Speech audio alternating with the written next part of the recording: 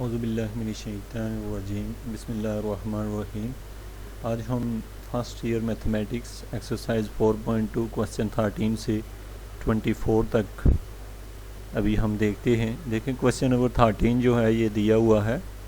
आपने सबसे पहले इस क्वेश्चन में अगर हम देखें तो इसको सबसे पहले तो कोई वैल्यू इसमें सेम नहीं है, तो इसलिए दोनों टर्म को अलग-अलग से हमने फैक्टराइज़ किया। फैक्टराइज़ करने के बाद ये टर्म यूँ बन गई, यहाँ पे कॉमा नहीं है, तो ये जो टर्म्स हैं ये हमारी टर्म्स ऐसे बनी हैं, यानी कॉमन लेने के बाद, और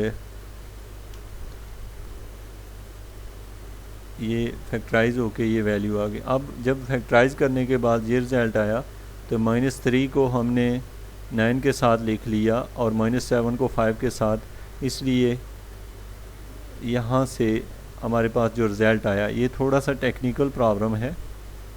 इसमें हमारे पास जो है ये इस रिज़ल्ट को अब हम इसको इन दोनों टर्म्स को आपस में मल्टीप्लाई करते हैं और इन दोनों टर्म्स को भी मल्टीप्लाई करते हैं। यहाँ पे थोड़ा सा को प्रॉब्लम आ रहा है, जैसे हम -3 के साथ हमें 9 लिखा तो ये 6 आ रहा है, -7 और 5 के साथ -2 आ रहा है, तो इट मीन के हमें यहाँ पे 3 और 5 को हम एक साथ लिख लेते हैं, 3 और +5 को, क्योंकि नीचे ये हमारे पास आ गया 3x + 5, और जो 9 वाली टर्म है मैं इसको इधर लिख लेता हूँ। तो इससे ये हुआ कि आप देखें तो अब इनकी तरतीब सही है। ये -3 और 5 जो है ये कंबाइन होके +2 आएगा, और 9 और -7 इकट्ठे होके फिर भी यहाँ पे -2 आएगा। लेकिन इसमें थोड़ा सा क्वेश्चन में एक फ़र्क आ रहा है माइनस और प्लस का। जैसे यहाँ पे x -7 लिखा है और दूसरा जो x -3 है, ठीक है, दोनों के साथ +2 ही आ रहा है। आप देख रहे हैं यहाँ पे x -3 और x + 5 जो है ये 2 बनता है, और इसी तरह -7 और 9 भी 2 ही बन रहा है। फिर हमने इन दोनों को फिर से मल्टीप्लाई किया अलग-अलग से, मल्टीप्लाई होने के बाद ये वैल्यू आई, फिर इनको ब्रैकेट के अंदर कंबाइन किया, ये वैल्यू आई। अब देखें तो दोनों के ब्रैकेट्स के अंदर पहली दो वैल्यू सेम हैं, तो इन सेम वैल्यू को हम लोग पुट कर देते हैं y। जब हमने इसकी जगह y पुट किया तो क्वेश्चन ये बना, इसको हमने फिर से मल्टीप्लाई किया, और ये आप देख रहे हैं हमारे पास एक क्वाड्रेटिक इक्वेशन बनी। यहाँ पे इसके पार्ट्स बनाए गए हैं, लेकिन आपने पार्ट्स नहीं बनाने, आपने इसको क्वाड्रेटिक फार्मूला अप्लाई करें, और यहाँ से आपके ये दो आंसर आ जाएंगे, एक y = 1 और एक y = 70।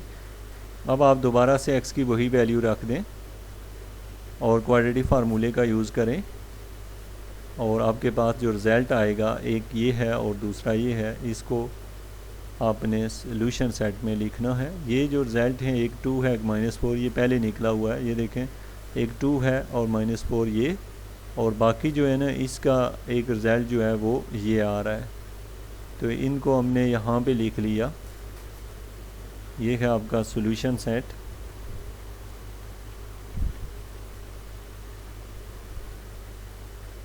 अब हम चलते हैं नेक्स्ट प्रॉब्लम की तरफ। नेक्स्ट प्रॉब्लम में क्वेश्चन नंबर 14 है। क्वेश्चन नंबर 14 में ये एक्सपोनेंशियल इक्वेशन दी हुई है, ऐसी इक्वेशन जिसमें कांस्टेंट की पावर वेरिएबल हो। ऐसे क्वेश्चन को हम क्या करते हैं, ब्रेक करते हैं, यानी 2x अलहदा और 2 की पावर 1 को सेपरेट कर देंगे, 9 × 2 power x as it is और +1। अब इस स्टेप में हम ये वाला 2 इस 4 से मल्टीप्लाई करेंगे तो ये 8 बन जाएगा, और ये जो स्टेप है 2 की पावर x लिख देंगे और उसके बाहर होल स्क्वायर। इस स्टेप को बेशक आप छोड़ दें, ये वाला स्टेप। आपने क्या किया, 4 × 2 = 8, और फिर 2 पावर x को यहाँ लिख के बाहर 2 लिख दिया, फिर -9 2 पावर x + 1 = 0 ये लिख दिया। अब हमने 2 की पावर x को y पुट कर लिया। जब हमने यहाँ y पुट किया तो आपका क्वेश्चन ये बना। अब इसको आप सिंप्लीफाई करें, y के दो रिज़ल्ट आ जाएंगे। अब इन रिज़ल्ट्स का आप यूज़ करें और यहाँ पे वैल्यू पुट करें, और यहाँ से x के दो आंसर आए, इसको आपने लिख लेना है सॉल्यूशन सेट में। तो ये आपका आ गया इसका क्वेश्चन नंबर 14 का सॉल्यूशन सेट है। और ये इसके बाद है क्वेश्चन नंबर 15 है। क्वेश्चन नंबर 15 में आप देखें तो उसी तरीके से प्रॉब्लम है। इसमें 2 की पावर x को ऐसे ही रहने दें, 2 की पावर -x और 2 की पावर 6 अलहदा कर दिया। अगले स्टेप में ये माइनस ख़त्म करने के लिए 2 की पावर x नीचे लिख दिया। अब 2 की पावर x 2 बार आ रहा है, इसलिए 2 की पावर x को y पुट किया तो इक्वेशन ये बन गई। अब आप जानते हैं कि नीचे वाला y तभी ख़त्म होगा कि अगर सारी इक्वेशन को y से मल्टीप्लाई करें तो हमारे पास ये रिज़ल्ट आता है। इसको फैक्टराइज करें या क्वाड्रेटिक फार्मूला लगाएं, y के 2 आंसर आ जाएंगे। उनकी जगह दोबारा से हमने वैल्यू सब्स्टिट्यूट की हुई है। जहाँ से आपको किसी सवाल की समझ नहीं आती तो आप वीडियो को वहीं रोकें और उसको गौर से देख लिया करें। नेक्स्ट है क्वेश्चन नंबर 16 में हमें इस तरह से ये दिया गया है, ये इक्वल टू 0 लिखा हुआ है, इक्वल टू 0। अब आप देखें तो इस प्रॉब्लम में हमारे पास सबसे पहले ये कि इसको ब्रेक करेंगे x और 3 को, ये देखें अलहदा कर दिया। अब 2 की पावर 3 जो है वो 8 बन गया। बाकी सारा क्वेश्चन वही है। इसको हमने लिख सकते हैं 4 को 2 पावर x और बाहर 4। अब 8 इंटू 3 24 हो गया। आपका क्वेश्चन इस फॉर्म में आ गया। अब आपने put 2 power x equal to y कर दिया तो देन आपकी इक्वेशन ये बनी। और इसके बाद फिर कॉमन ले के जो y के रिज़ल्ट आए वो ये हैं। y की जगह अब हम दोबारा से वैल्यू सब्स्टिट्यूट करते हैं तो हमारा सोल्यूशन सेट 3 और 4 आ गया। क्वेश्चन नंबर 17 देखें, इसको भी हम ब्रेक करेंगे, यानी 3 की पावर -1 अलहदा लिख ली, बाकी सारा क्वेश्चन ऊपर से मैच कर रहा है। ये 3 की पावर -1 को 1/3 लिख लिया। अब 3 को ख़त्म करने के लिए जो डिनोमिनेटर में आ रहा है दोनों साइडों पे 3 से मल्टीप्लाई किया।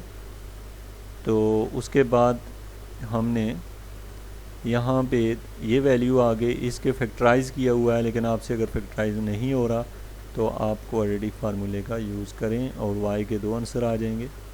ये जब आंसर आ गए हैं तो इन दोनों को अलहदा से दोबारा से वैल्यू सब्स्टिट्यूट किए। क्वेश्चन नंबर 18 जो है ये डिफरेंट टाइप का है। इसमें यह है कि पहले से ही ब्रैकेट 2 वैल्यूज़ सेम हैं, 2 वैल्यू जो हैं इस ब्रैकेट के अंदर और इस ब्रैकेट के अंदर वैल्यूज़ जो हैं वो सेम हैं। तो हम इन दोनों वैल्यू की जगह y पुट कर सकते हैं। जब हमने y सब्स्टिट्यूट कर दिया तो आपने देखा, इसको सिंप्लीफाई किया, y के 2 आंसर आ गए। अब यहाँ से जो है एक पार्ट ये है और दूसरा पार्ट ये है। ये बेसिकली ये जो चीज़ लिखी हुई है ये यहाँ के बजाय ये यहाँ लिखी है, इसलिए आपको ये ऐसे दिखाई दे रही है। यहाँ पे मैं इसको रख देता हूँ। ये है if y is equal to -1 then x plus equal to -1। इस तरीके से ये जो वैल्यू है ये यहाँ से मैं यहाँ पेस्ट कर देता हूँ इसको, ये है। तो ये 2 रिजल्ट से हमने ये वैल्यू निकाली। अब इन 2 इक्वेशनों के ऊपर क्वाड्रेटिक फार्मूले का अलग से यूज़ किया हुआ है। जो हमारे पास सोल्यूशन सेट आया है वो है ये हमारा जो सोल्यूशन सेट निकला, लेकिन इसमें हमें यहाँ पे ये ब्रैकेट नहीं आएगी।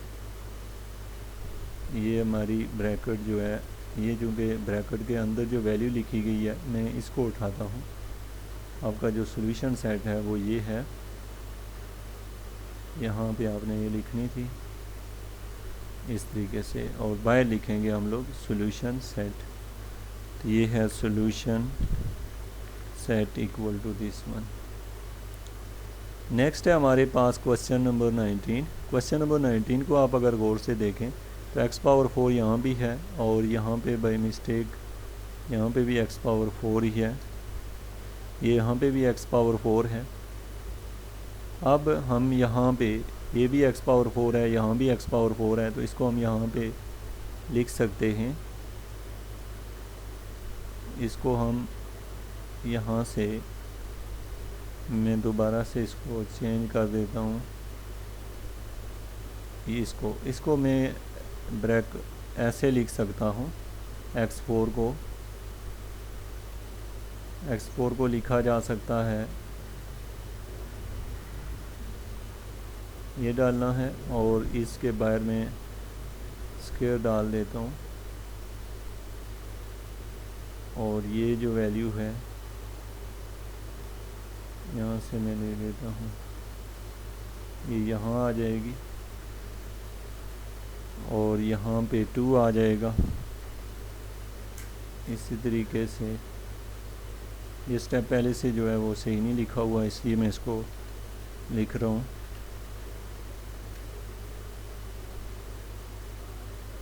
मैं दोबारा से इसको टाइप कर देता हूँ। सबसे पहले तो हम यहाँ पे लिखेंगे, इस ब्रैकेट का यूज़ करेंगे और इस ब्रैकेट के बाहर हमने एक स्क्वायर लेना है।